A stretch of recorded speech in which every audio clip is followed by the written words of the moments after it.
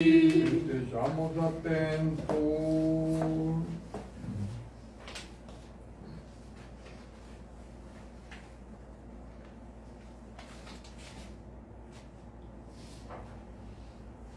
Naquele tempo, tendo entrado de novo em Cafarnaum, depois de alguns dias correu a notícia que ele estava em casa. Juntaram-se tantos ali que não havia mais lugar, nem sequer diante da porta, e ele lhes pregava a palavra. Eis que chegaram pessoas trazendo um paralítico carregado por 4 homens. Como não o pudessem levar até ele, por causa da multidão, descobriram o teto em cima do lugar em que ele se achava,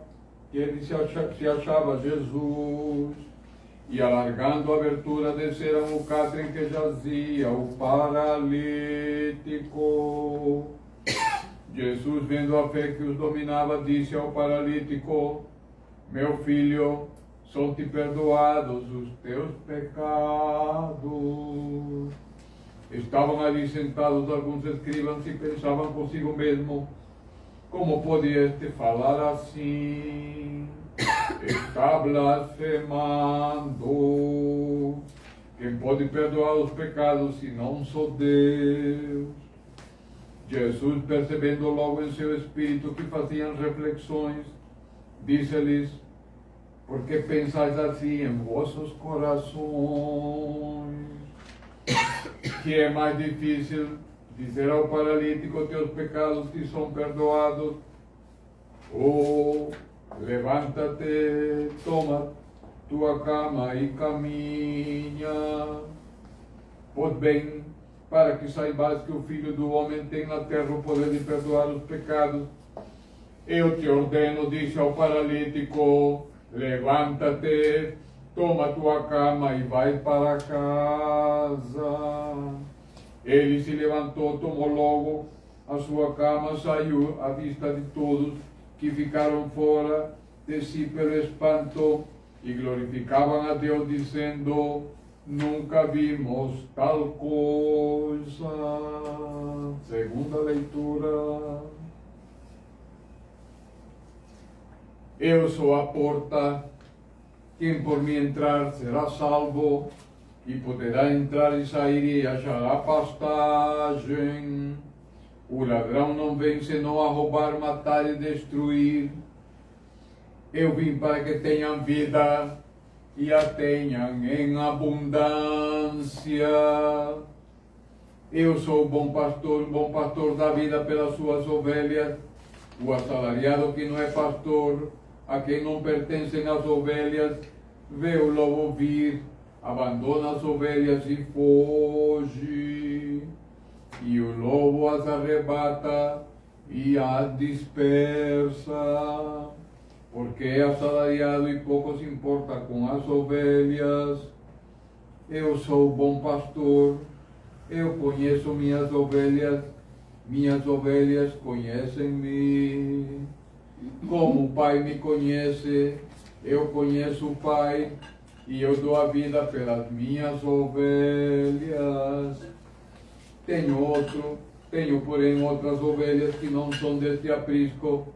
É preciso que eu as arrebanhe, elas ouvirão a minha voz, e haverá um só rebanho e um só pastor. Em nome do Pai, do Filho e do Espírito Santo. Amém. Amém. Amados irmãos e irmãs, hoje nós celebramos o segundo domingo da Grande Quaresma, que é o domingo de São Gregório Palamas. E neste segundo evangelho que nós escutamos, segundo o evangelista, apóstolo e amado São João, escutamos aquilo que deve ser a certeza da nossa vida, de que Cristo é a porta. Amados irmãos, isto aqui não é uma opinião, não é um comentário, não é apenas uma homilia. É a palavra do Senhor que diz: eu sou a porta. e por mim entrarão no reino celeste. E Cristo diz, faz uma afirmação que os santos padres comentam, que está aí declarado,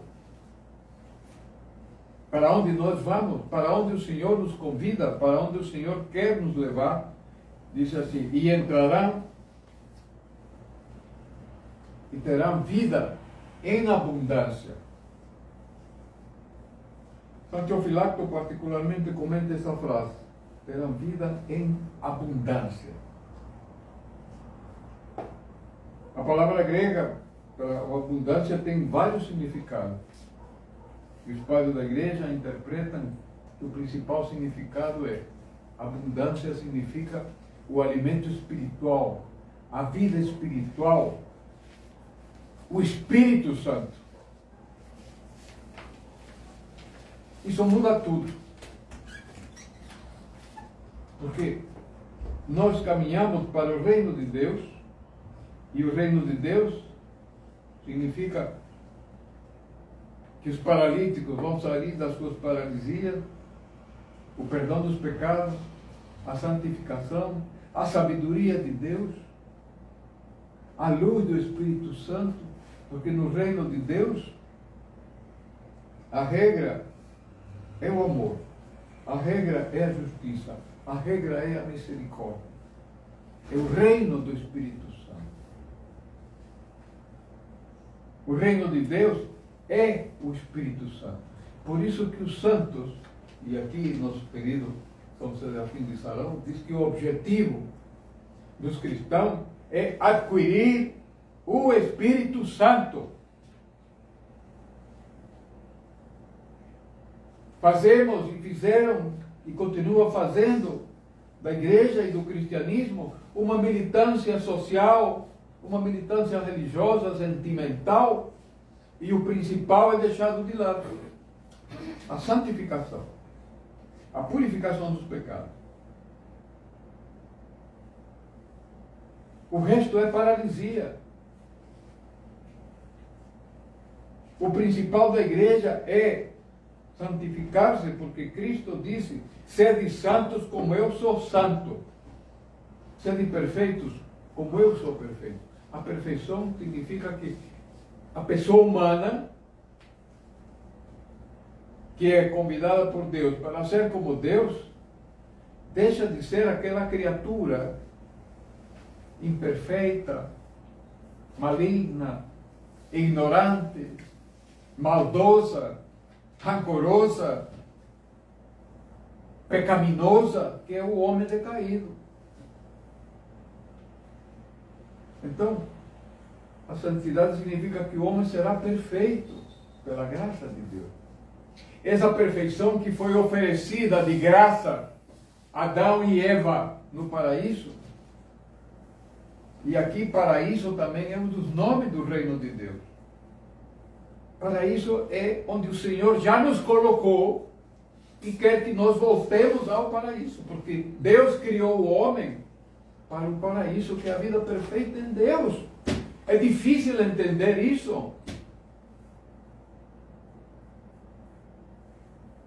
Deus quer uma vida perfeita, porque a vida que nós temos não é perfeita. Morremos, adoecemos, envelhecemos, falhamos, pecamos. Essa é a vida humana. E Deus não fez o homem para isso. Deus fez o homem para a vida em abundância, para a vida eterna, para a vida do reino de Deus, para a vida no Espírito Santo. O Espírito Santo é o Espírito do Pai, o Espírito Santo é o Espírito do Filho. O Espírito Santo é a força da santidade de Deus. É para lá que nós vamos. E quando Cristo diz: eu sou a porta, isto não é um comentário que nós fazemos aqui na igreja. É a palavra do Senhor que diz: eu sou a porta. Quem entrar por mim encontrará vida em abundância. Será que nós não entendemos esse grande convite que Deus nos faz. E porque nós continuamos a penar, a sofrer nessa vida como se fosse a vida um túmulo. A vida não é um túmulo. E Cristo, na sua infinita misericórdia, encarnou, se fez homem, para nos resgatar do túmulo e fazer desse túmulo a entrada na vida eterna. Ele inverteu a maligna equação que o pecado de Adão e Eva e os nossos pecados nos transformaram em pessoas que vivem fora do Espírito Santo, fora do reino de Deus. Essa é a equação matemática da nossa vida. A morte ou a vida eterna. A escolha é nossa. O Senhor nos dá todas as condições. Nos dá a graça, nos dá o perdão dos pecados, nos dá o sacramento, nos dá a igreja, nos dá o evangelho, nos dá a liturgia, para que nós voltemos a Deus, para que nós nos convertamos a Deus, para que nós nos arrependamos das nossas faltas, para que nós abandonemos a paralisia, que é a vida do pecado. Portanto, aceitemos o que Deus nos oferece de graça. Mas é necessário a santificação. É necessário o jejum, a quaresma, para preparar-nos para o reino de Deus. Não é punição, não é castigo. É vestir-se e revestir-se de Cristo, né? Assumindo a própria e verdadeira identidade nossa, que é ser homens e mulheres feitos à imagem e semelhança de Deus. É só isso. Ninguém vai para uma grande festa com roupas inadequadas. Para entrar na festa do reino de Deus, temos que ter as roupas corretas. Ninguém vai para uma formatura, para um casamento, para uma magistratura. Todas essas grandes festas solenes, com roupas inadequadas. Você não entra. Ora, por que o reino vai ser diferente? Os cristãos estão levando uma vida esportiva, vão do jeito que querem.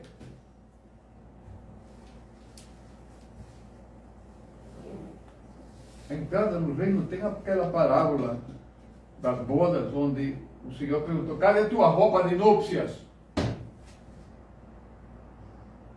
E foi jogado fora. É isso que se trata. A casa de Deus exige nossa santificação.